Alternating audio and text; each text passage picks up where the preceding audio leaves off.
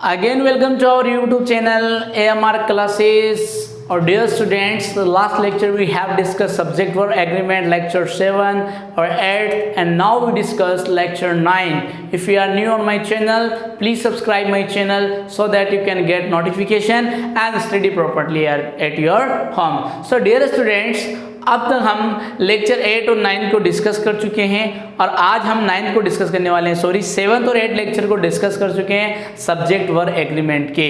आपको पता है कि आप कोई भी एग्जाम की प्रिपरेशन कर रहे हो, सब्जेक्ट वर्ब एग्रीमेंट आपको देखने को मिलेगा, 101% देखने को मिलेगा, क्योंकि इसके अंदर क्या होते हैं कि नोशनल सब्जेक्ट भी होता है, यानी मीनिंग के आधार पर भी वर्ब का यूज किया जाता है और सब्जेक्ट के आधार पर भी वर्ब का यूज किया जाता है। मैंने आपको इंट्रोडक्शन वीडियो में इसके बारे में डिटेल से एक्सप्लेनेशन की थी। आपने अगर वो वीडियो नहीं देखी है तो उस वीडियो को देखिए, डिस्क्रिप्शन में उसका लिंक दिया गया है। और जैसे कि आपको पता है कि एलडीसी स्टेनोग्राफर राजस्थान की रिक्रूटमेंट आई हुई है, जल्द ही भरने भी उसके फॉर्म शुरू होंगे, तो आप जुड़े रहिए हमारे साथ। हम आपको 75 मार्क्स की प्रिपरेशन करवाएंगे, साथ में हिंदी भी करवाएंगे, अदर सब्जेक्ट भी करवाएंगे, लेकिन खासकर बच्चों के लिए इंग्लिश बहुत ज़्यादा टफ रहती है। लेकिन आई मेक श्योर, हम आपको इतना भरोसा दिलाते हैं, अगर आप हमारे साथ जुड़े रहोगे तो आप इजीली कह रहा हूं, एकदम इजीली आपको हर चीजें समझ में आ जाएगी, चाहे सिंथेसिस हो, चाहे ट्रांसफॉर्मेशन हो,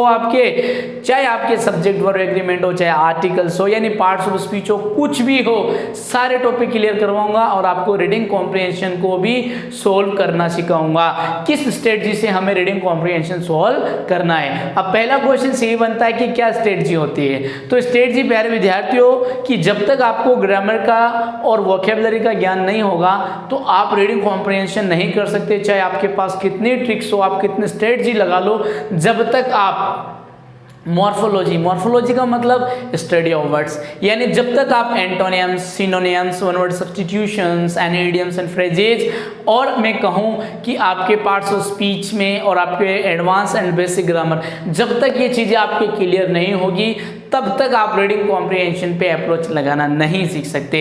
इसीलिए मैं आपको पहले ये करवा रहा हूँ, जब ये अपना कोर्स कंप्लीट हो जाएगा, अगर आप हमारी वीडियो को ध्यान से देखोगे, पूरा देखोगे, और जिस दिन हम रीडिंग कॉम्प्रिहेंशन को शुरू करेंगे उस समय आप अपने आप को बहुत अच्छा फील करोगे।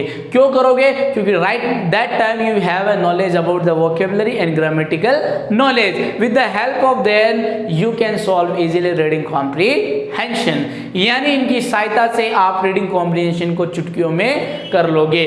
तो ये खूब बना रखा है, रीडिंग कॉम्प्रिहेंशन आसान है, मैं कह रहा हूँ आसान है। अगर आपको समझ में आ गई, ग्रामर वोकैबुलरी का ज्ञान अगर आपको अच्छा है, इट मीन्स कुछ नहीं करना है, अंडरस्टैंडिंग करनी है और सवाल को करना है, और हमें ऑलरेडी ऑप्शन गिवन रहते हैं तो उसमें कोई बड़ा इश्यूज नहीं है।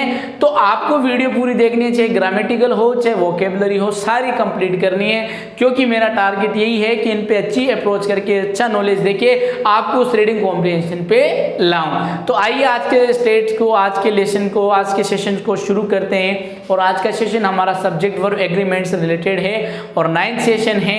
अगर आप हमारे चैनल पे नए हो या आपने अभी तक हमारे चैनल को सब्सक्राइब नहीं किया है, सब्सक्राइब करें, बेल आइकन दबाएं ताकि नोटिफिकेशन मिले आपको और आप अपने एग्जाम की प्रिपरेशन सही ढंग से कर सको। तो डियर स्टूडेंट, आज के सेशन को शुरू करते हैं, क्योंकि आपका ज़्यादा समय खराब नहीं करना चाहूँगा। आज के सेशन में जो पढ़ने जा रहे हैं, काफ़ी रूल रटाए जाते हैं आज के सेशन से रिलेटेड, और क्या रूल रटाए जाते हैं वो रट लेते हैं, एक बार रट लेते हैं फिर समझेंगे। कि बताया जाता है कि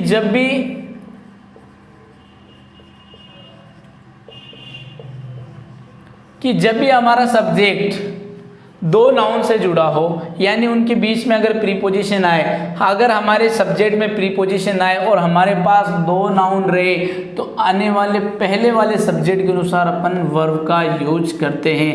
इतनी बात बच्चों को रटाई जाती है, ये बात रटाई जाती है, आपने पढ़ा भी होगा, आपने से कुछ पढ़ रहे होंगे, प्रिपरेशन कर रहे होंगे अदर इंस्टीट्यूट से। I am not criticising other institute, but I would like to reason that why was that this methods, क्यों क्या कारण है कि हम इस मेथड को यूज करते हैं। अब रटाया जाता है कि जब भी प्रीपोजिशन आ जाए तो प्रीपोजिशन आने पर पहले वाले सब्जेक्ट के अनुसार, सब्जेक्ट 1 सब्जेक्ट 2, इसके अनुसार वर्ब का प्रयोग करना चाहिए। I am satisfied your answer but never you try to mean why to use that.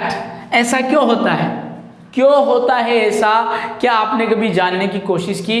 तो ये AMR क्लासेज आपको आज जानने की कोशिश करेगा, आपको बताएगा क्या रीजन है कि हम जब भी हमें प्रीपोजिशन मिले और कहे कि पहले वाले सब्जेक्ट के अनुसार हेल्पिंग वर्ब का प्रयोग करें या वर्ब का प्रयोग करें, तो रीजन जाने।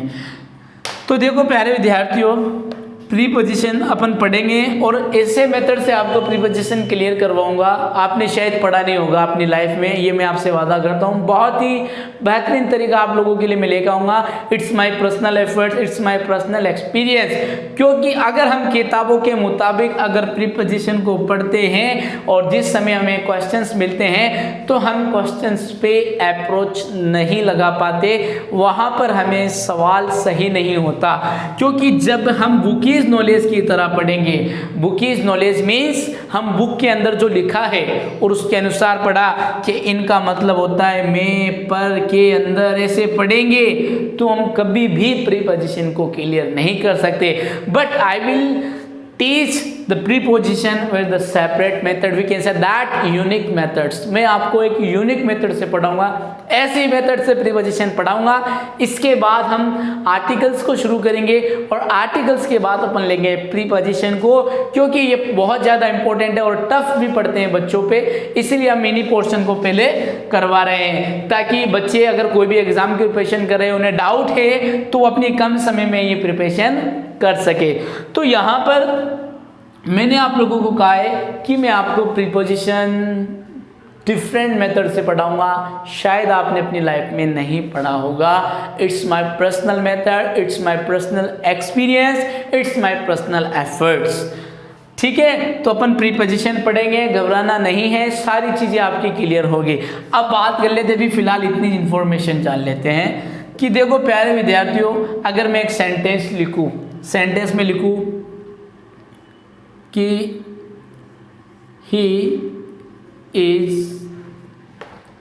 lives in Delhi. आपके सामने मैंने सेंटेंस लिखा ही लिव्स इन दिल्ली, ये सेंटेंस मैंने आपके सामने लिखा।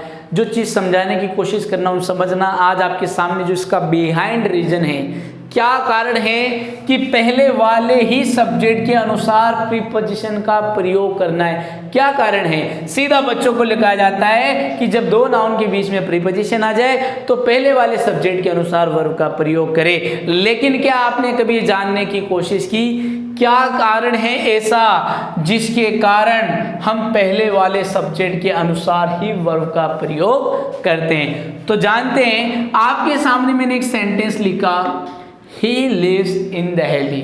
अब मैं आपको सेंटेंस के स्ट्रक्चर में पूछूं, ही अपने आप में क्या है? आपने कहा सब्जेक्ट, लिव्स अपने आप में क्या है? आपने कहा वर्ब, इन अपने आप में क्या है? आपने कहा प्रीपोजिशन। ठीक है, और फिर मैंने आपको पूछा दिल्ली यहाँ पर क्या है? तो आपने कहा ऑब्जेक्ट। एक एग्जाम्पल और लिखता हूँ, फिर अपन पॉइंट की तरफ आएंगे। एक एग्जाम्पल मैं आपके सामने और लिखता हूँ और आपको समझाने की कोशिश कर रहा हूँ। जो चीज़ मैं समझाने की कोशिश कर रहा हूँ वो समझने का प्रयास करें। अगले एग्जाम्पल में मैं लिखूँ, जैसे मैं अगले एग्जाम्पल में लिखूँ, the words are sitting in the tree. अब आपको मैं पूछूं तो वर्ड्स अपने आप में क्या है? आपने कहा सब्जेक्ट। फिर आपको पूछा मैंने यार क्या है? आपने कहा वर्ब, हेल्पिंग वर्ब कह सकते हैं इसको। सिटिंग अपने आप में क्या है? वर्ब है। इन अपने आप में क्या है? प्रीपोजिशन है। द ट्री अपने आप में क्या है? ऑब्जेक्ट।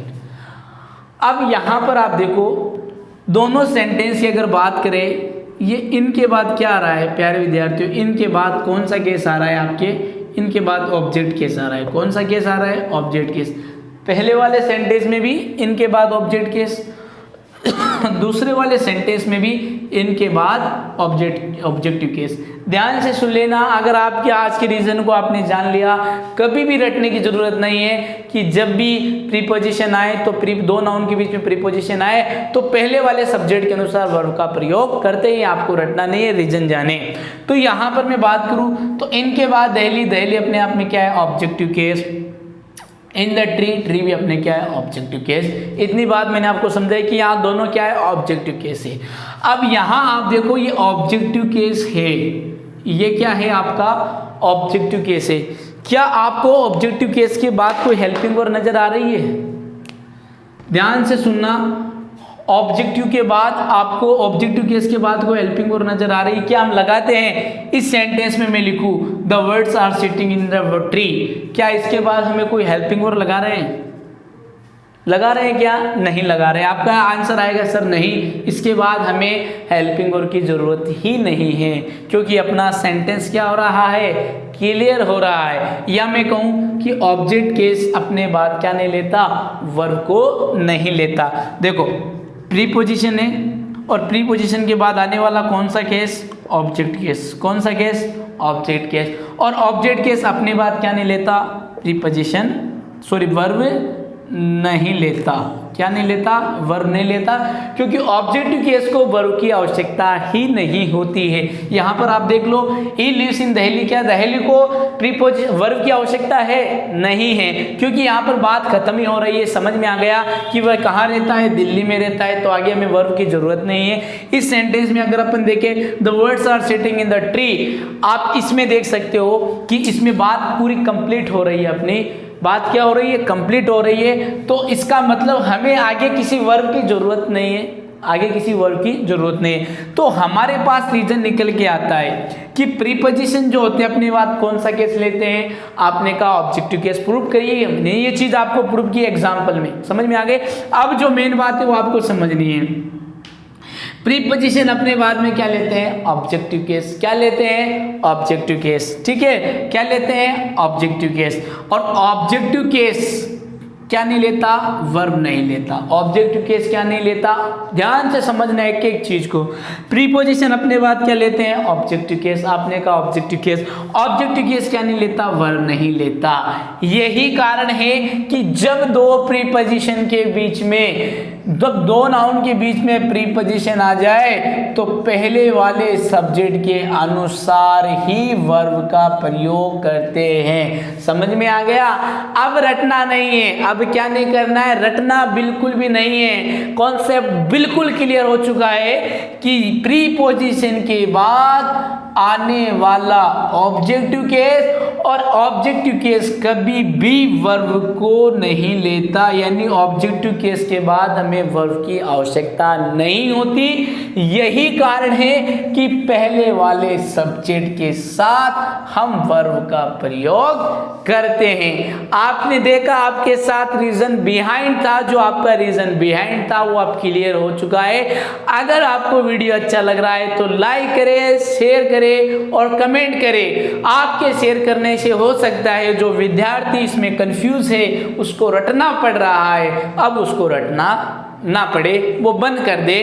क्योंकि मैंने आपको स्टार्टिंग में ही कहा था, डोंट मग अप रूल्स, रटना नहीं है, only for get the point, समझने की कोशिश करनी है, try to understand. Got it my point, समझ में आ गया।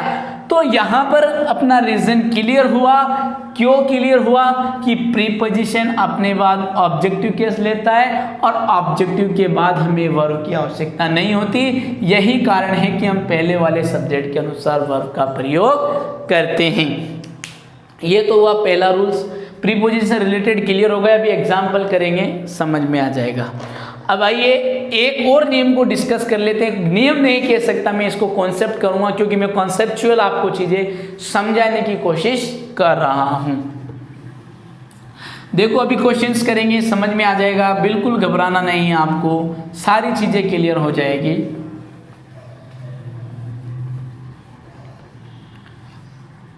सारी चीजें आपकी क्लियर हो जाएगी, बिल्कुल घबराना नहीं है। अब आता है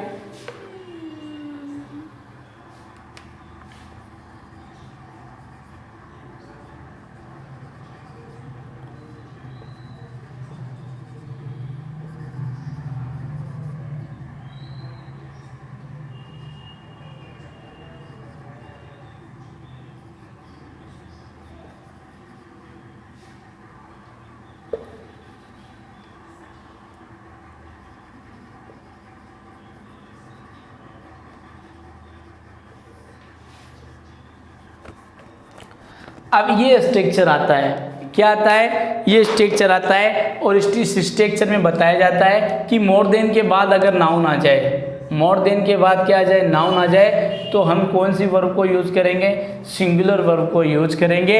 अगर मोर के बाद नाउन आ जाए, मोर के बाद नाउन आ जाए और देन के बाद भी नाउन रहे, अलग अलग रहे, तब हम क्या करेंगे, प्लूरल नाउन की तरह यूज करेंगे, यानी इनके साथ हम किसका प्रयोग करेंगे, प्लूरल वर्ब का यूज करेंगे। ये रटाया जाता है। अब आइए आज इसके रीजन को जानते हैं कि क्या कारण है कि मोर देन के साथ, है ना, मोर देन के साथ क्या, कि मोर देन वन के साथ या मोर देन के साथ नाउन आ जाए तो क्या करना पड़ता है, सिंगुलर वर्ब यूज करनी पड़ती है, और आपके मोर नाउन देन नाउन के बाद हमें प्लूरल का यूज करना पड़ता है, मोर देन वन कह सकते हैं अपन, ठीक है। अब बताया जाता है, तो आइए एग्जाम्पल के माध्यम से समझते हैं आज का टॉपिक, जो मैंने आपको स्टार्टिंग में ही कहा था, जो आपको रटाया जाता है नियम की, यदि प्रीपोजिशन आ जाए और प्रीपोजिशन के पहले वाले सब्जेक्ट के अनुसार हमें वर्ब का प्रयोग करना है। क्लियर द रीजन, आज की सेशन में आपका रीजन क्लियर हुआ, क्या कारण है, क्योंकि प्रीपोजिशन के बाद आने वाला केस ऑब्जेक्टिव केस, और ऑब्जेक्टिव केस को कभी भी कोई वर्ब की जरूरत नहीं होती, यही कारण है कि हम पहले वाले सब्जेक्ट के साथ वर्ब का प्रयोग करते हैं। तो look at the example, the request of the customers playing for been होगा, सॉरी यहाँ पे बीन लिख देता हूँ, वॉइस में सेंटेंस है आपका, पैसिव वॉइस में, the request of the customer been forward to the manager, manager तक रिक्वेस्ट पहुंचाई गई, किसकी पहुंचाई जा चुकी है, किसकी, कस्टमर की, ग्राहकों की। तो यहाँ पर वही सेंस जा रहा है, ओ पा रहा है, ओ अपने आप में प्रीपोजिशन, प्रीपोजिशन के बाद आने वाला केस ऑब्जेक्टिव केस, और हमें पता है ऑब्जेक्टिव केस अपने बाद वर्ब नहीं लेता, यहाँ पर रिक्वेस्ट के अनुसार करेंगे तो यहाँ पर क्या आ जाएगा, हेज आ जाएगा। उम्मीद करता हूँ कि आपको लेक्चर समझ में आ रहा होगा। अगर समझ में आ रहा है तो लाइक करें, शेयर करें और कमेंट करें। आइए अगले एग्जाम्पल की तरफ चलते हैं। More than one students blanks absent in the class. प्यारे विद्यार्थियों, इस सेंटेंस में मैं केवल एक ही जो फ्रेज है, ये किसके बारे में इंफॉर्मेशन दे रही है, ये केवल हमें एक ही व्यक्ति के बारे में इंफॉर्मेशन दे रही है। इट मीन्स यहाँ पर हम सिंगुलर वर्ब का प्रयोग करेंगे तो यहाँ पर क्या आ जाएगा, वॉज आ जाएगा। क्यों, क्योंकि पूरी की पूरी फ्रेज हमें एक ही व्यक्ति के बारे में इन्फॉर्म दे रही है, इंफॉर्मेशन दे रही है। मोर बुक देन टू, दो से ज्यादा, अब ज्यादा की बात हो ही गई है तो ज्यादा होते ही प्लूरल, तो प्लूरल नाउन, तो वर्ब भी हमें क्या चाहिएगी प्यारे विद्यार्थियों, तो वर्ब भी हमें चाहिएगी प्लूरल। तो उम्मीद करता हूं कि आज का लेक्चर आपको अच्छी तरीके से समझ में आ गया होगा।